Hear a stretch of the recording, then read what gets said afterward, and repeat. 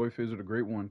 They tried to take us down, man. The game crashed, and I had to start over with the audio anyways, so I guess it wasn't that big of a deal. But I hope that they don't get us up out of here for trying to fix it again. I don't think that would make a whole lot of sense. I literally was in the middle of trying to select the arena for the Extreme Rules match, and they just said, you know what? How about we don't let you play the game at all? And I'm like, oh, okay. I see where you're coming from, but let's just not do that this time. You know what I'm saying? So hopefully we don't get pulled out of the damn match again. So let me find Jonathan Cena. We're just gonna put the regular Cena since that's what he wanted to be versus regular Cody Rhodes. Cody Rhodes. Entrance. Just keep it on. Anyways, the point I was getting to the last time, right? I'm really just gonna talk about Cena's comments on his on what was it? The Chris Van Vliet podcast, right? Now, anyone who knows, right? Chris Van Vliet is honestly like the best podcaster in the game. I don't think there's many people better than Chris Van Vliet when it comes to doing podcasts. Like he is, I don't want to say he number one, but he number one. Like he is consistently interviewing someone. Like I wonder how he doesn't run out of people to interview. But at the same time, it's like when it comes to wrestling, it doesn't, you can't run out of people to talk to or things to talk about. I just think it's probably a headache when it comes to booking these folks, no pun intended, when it comes to the product, when it comes to booking the folks and scheduling them for these interviews. So we don't want to see Cody's entrance. Sorry. Don't feel like saying whoa today. All right, come on. I'm trying to get to the pause menu here. Controller assignment, go to the computer. Go Cena. All right, so now I can really talk. So boom, right? So Chris Van Vliet had John Cena on his interview, and John Cena's pretty much been on a interview tour this whole entire week, right? It's been pretty dope. It's been pretty cool. I've been enjoying all the Cena content. Like, if you guys haven't been tuned into WWE's Instagram page, holy shit. I mean, if you're a Cena fan, you're missing out.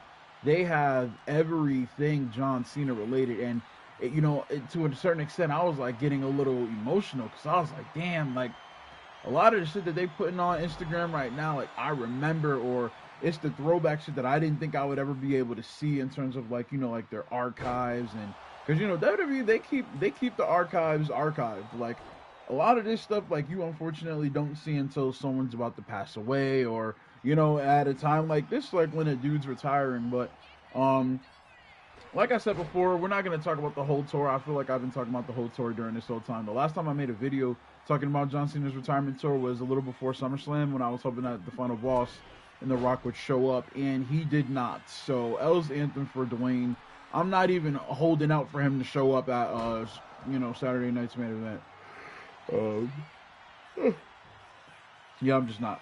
So anyways, we get to I thought Cena was about to pull it off right then and there, but we get to Cena's interviews with CVV, and he told Chris that they would have an interview at some point. He decides to have the interview at the end of the year so that he can actually somewhat reflect on the year. And to be honest, like that makes a lot of sense, right? Like I respect guys in the business that don't like necessarily talking about particular things while they're still in the business, right? You don't really get the chance to really reflect and talk about and promote when you're kind of like talking about it in a past tense when you're still in the midst of what's happening, right? Like that's just impossible damn near.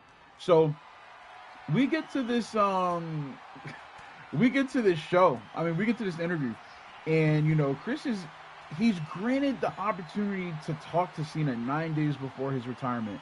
And John Cena just does not answer any questions. Like, it was so weird to me. I'm like, yo, bro, like, imagine you're being Chris Van Vliet, right? And you wait all year, you finally get the chance to interview this guy. And he low-key just does not answer any of your questions. Or at least the questions that really we're looking to get, right? And I understand that Cena has like a 5 year, he has a 5 year like endorsement or whatever, like for their PR program, like set up for when he's done retiring. So I would assume that would start in the year of 2026 all the way to 2031. But John Cena was asked a question that, like, high key, this question really was the whole premise of John Cena's retirement, right? As you guys remember, Cena turned heel at the Elimination Chamber in Toronto early this year in March. First weekend of March, Cena turns heel. And who was the catalyst? Dwayne "The Rock" Johnson, the final balls. Mama Rhodes, right? He was the catalyst for this. So he asked him, what was supposed to happen with all that? This nigga John Cena says, who cares? What? Yo, bro. Yo, John, twin, listen up. He not even gonna see this, but I'm gonna talk to you like you, John. John, I'm talking to you right now. I can't see you, so you know what? I am talking to you. As a matter of fact, I'm talking to you right now. Hit him with the chair. He didn't even want to listen to me, so that just pretty much lets you know what's about to happen here. This nigga John, bro, he literally says, "Who cares?" Chris asked him, "Was there supposed to be a match with John?" He says, "Was there supposed to be anything?" He says something that just doesn't make a lot of sense.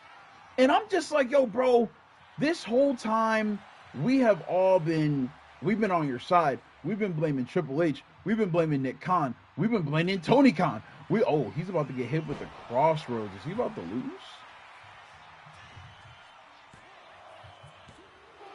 Oh, okay, Super Cena's back. So, so we've been blaming Triple H. We've been blaming TKO, Tony Khan, Nick Khan, the final boss, right? Travis Scott, bro. We've been blaming everybody but you. Everybody but you, John. And the fact that this nigga just says, who cares? And like, it doesn't really matter. I'm just like, bro, like you've got to be crazy. He literally said that they were not going to turn him heel. They turned him heel because they wanted a viral moment. And John Cena, being the company man that he is, I understand that he's not going to give these guys much of an issue. He's not going to give them a problem because he literally said, he's like, that's what you want to do? Yeah, let's do it. Like, let's go. Like, being a team player does not mean accepting a dumb decision. And like, John Cena is a made man, and he even said in the Unreal show on Netflix, and I'm definitely going to watch that again. I might watch that this weekend. He literally had said, like, what was I saying? I lost my train of thought. He told Triple H, he was like, it would take a whole lot to ruin, in a 500-page book, it would take a whole lot to ruin the rest of the 499 by ruining the last page. And let's just keep it a whole thou wheezy, as I like to say with my cousin. Let's keep this shit a buck, bro. John Cena hasn't won a clean match until he faced Logan Paul clean since 2017. Brother, it's about to be 2026. So we're damn near going on 10 years without you winning a match clean, John. Clean, bro. This whole retirement tour, it would have been fun. Turning him heel wasn't the problem. The problem was these niggas did not want to go all in on the heel turn. And he's about to lose to Cody Rhodes right in front of me, bro. Once again, like I said, this nigga can't win nothing. Bro, like, they didn't want to go heel with John Cena in his prime because of merch sales. They didn't want to lose out on this. They didn't want to lose out on that. They didn't want to lose out on all the money, right? And to a certain extent, I'm like, you know what? Yeah, whatever. It's John Cena in his prime. There was no other top babyface in the company. But the one person who was in the company that people were riding with was CM Punk. They were gonna turn John Cena heel in the year 2012, right? He loses to The Rock. In my opinion, even in retrospect, I remember back then. Of course, I was a Cena fan, but I was like, well, they made this whole Brock Lesnar thing for no reason. Why did he just lose to John Cena in his? You know what I'm saying? I was like, well, what was the point of that? I think it was Night of Champions where Punk and Cena had one at it, right? Night of Champions. Yeah. So, I'm like, well, what's the point in having this whole shebang if he's just gonna lose? Like, that didn't really make a lot of sense to me. And it turns out that shouldn't have really happened either. Like, you had CM Punk to lean on at that time, and I know that CM Punk was essentially the heel, so maybe they didn't really want to go that route. But I'm just like, bro, like you're running out of your own opportunities, right? Hold on, I'm trying to select John Cena and CM Punk for this match while I'm talking, and I can't seem to find heel John Cena here. Let's see, we'll just use Cena for Mania. And CM Punk's right there. One of the random 2025 attires. Toggle AI. Yep, there we go. So yeah, the reason why the heel turn didn't work isn't because they didn't have enough time. John Cena even talked about that himself. He was like, it takes about almost a year for certain things to work and certain things to not work. No, no, no, no, no, no, no, no, no. They were able to do. They were able to manage and work out Hulk Hogan's heel turn in one night. They were throwing garbage. They were throwing soda. They were throwing beer. They were throwing chicken tenders. They were throwing fries. They were throwing everything at Hulk Hogan that one night, bro. That one night. However, Hulk Hogan wasn't having a retirement tour, so that's probably has something to do with it. But I'm just saying, like, his reasoning on why the heel turn didn't work out that's just not true. The heel turn didn't work out because TKO had greed. Now, John Cena wanting to do all the shirts in every city, that's cool, right? I don't have an issue with that. However, he got all this approved before they went heel. In my opinion, I don't need to see John Cena wear a shirt for me to buy it. I don't, right? So, I mean, you still could have, anytime you go to a show, they have the shirts where it's like the exclusives to that city. Like every time I go to the Bridgeport shows, I go to the MSG shows. Anytime I go anywhere, these niggas have shirts exclusively for your city. They have Bridgeport shirts, Madison Square Garden shirts. They have when they go to the casino, they have shirts for everywhere you go. So like that whole they had Cena had to no no no no no. They did not want to commit to the heel turn. So TKO fucked that up with the greed, which is why that did not work. Also, Triple H did not know how to book a heel John Cena. And granted, I'm not going to let Dwayne off the hook here, right? You talking about I think the final boss's work is done. You're insane. You're crazy. You're the reason why Cena turns heel and you don't show up afterwards. Are you like, come on. You can't start something and not finish it to that degree. No, you can't. You also got to realize here too, right? If you wanted Cena to turn heel, have him turn heel on Cody at the end of WrestleMania 41, and that's how we get sent home. We get sent home with a Cena who just turned heel, and it would have made sense. Like I said a few minutes ago, bro, John Cena hasn't won a match clean in damn near 9 years, bro. Bro, December 13th is way too close. Cena hasn't won a match clean up until the Logan Paul match in since 2017, bro. All you had to do was have Cena be desperate. And they still could have cleaned it up after Elimination Chamber when Rock said that he didn't want to be there anymore. All he had to do was, bro, Cena hasn't been able to win. Is that not enough? You're going to tell me that's not enough? Bro, him not being able to win anything, having to turn to the dark side to win a match is enough for me. They still low-key could have wrote off Dwayne. He could have just said, the night that they were in Brussels, instead of him turning the crowd or turning against the crowd, all he had to say was, he didn't have to say you people. He had 5,000 you people promos just for him to be looking up at the lights. What's the point?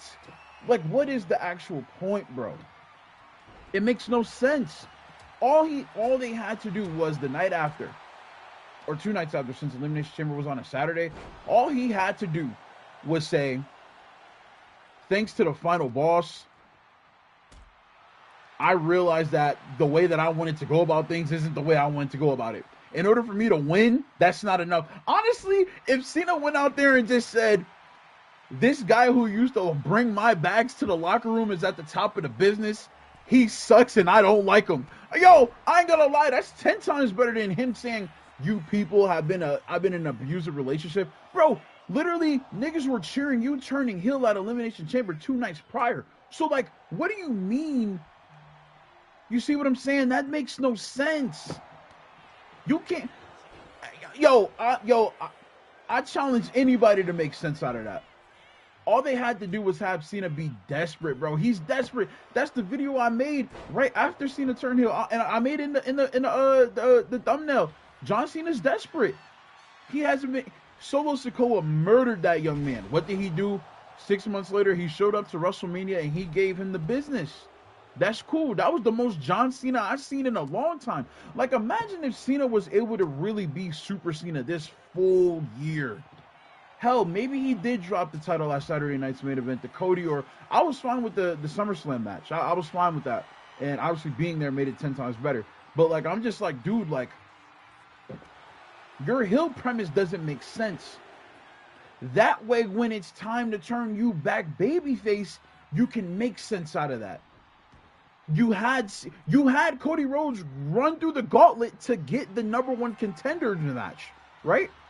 So that way, maybe if you're kind of on the way of seeing, like, you know what?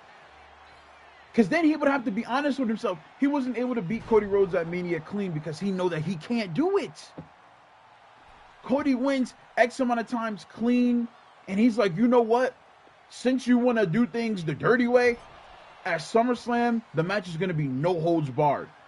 That way, we're playing, and I'm giving you the opportunity. Let's see if you really are John Cena for real. And if I can't beat you, John, then so be it. That way, Cena can't win the match dirty. He's starting to acknowledge, like, you know what? He could have turned babyface by shaking Cody Rhodes' hand at the end of the match, bro. Like, this is retrospective looking, but these things could have been thought about and fleshed out way before we got to December. What is it? December 10th? The 11th? I wish they booked Cena as a major pay-per-view. Yeah, they should have just did that. I'm just saying, like, bro, like, you had all this time. They had all this time to get this right, and they didn't. Cena could have been heel until the end of the SummerSlam match. Because, like I said, right, Cody was just here. He went through the gauntlet to get the #1 contenders match, right? Cena, he's been beating everybody dirty. Why? Because he's desperate, because he hasn't been able to get these dubs. And Cena just tapped out on my screen. What the fuck? Anyways, he hasn't been able to get no dubs, right? No W's in the chat for Cena. Then he gets to the point where he's like, well, you know what, Cody Rhodes, he's like, you know what? You've been wanting to play this way the entire year. At SummerSlam, when I face you for the WWE Undisputed Championship, it's going to be no holds barred. And Cena, if I can't beat you, then so be it. Cena goes into the match. He can't win by disqualification because there's no disqualification match. Cody Rhodes beats him 1, 2, 3. He turns babyface by just shaking Cody's hand. That's enough. I don't need you going on SmackDown having a libation. Speaking of libations, listen up. I got the American Wheatley Vodka. This podcast, this here video, as you guys know, Cody Rhodes, we're sponsored by Cody Rhodes, so you know, we got the American Wheatley so good I drink it neatly. It's like SummerSlam, WrestleMania, Survivor. Yeah, bro, it's everything. Yes, bro, we are sponsored by Big Cody Rhodes, American Wheatley Vodka. Wheatley, so good I drink it neatly, right? That's all they had to do to turn this dude back to a babyface. And then he comes out on Monday Night Raw. Oh, bro, peep this, right? He shakes Cody's hand. He realized he has to go back to the good side, right? What literally happened when Cena was about to leave the ring? Brock Lesnar comes back in, F5s this guy. So everyone's like, oh, Cena respects Cody. We're back on Cena's side. You get F5'd by Brock Lesnar. So you're automatically in empathy because we're like, oh, we just got back on his side and Brock Lesnar just came out and gave him an F5. What the fuck? Like, there's no way this is hard. This can't be hard to do. It can't be, bro. I'm coming up with this stuff off on the fly.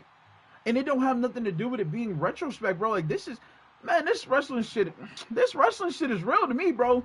I don't care what nobody says. It's a scripted show. Hell no. This shit is real. And to be honest, with it being real, it should make it so much more easier to book. Because with common sense... Brock returning was very suspected because he posted a tweet showing that he was in the city at SummerSlam. Bro, that's fine. But you see where I'm coming from? You turn him back. This shit means something to me, bro. Like, what's another match that happened on this retirement tour with Cena? So I can put it here. Oh, the Logan Paul match. what was that in France? Did I make a crown jewel? I mean, did I make a France? I did not make one, so we're just gonna put it in.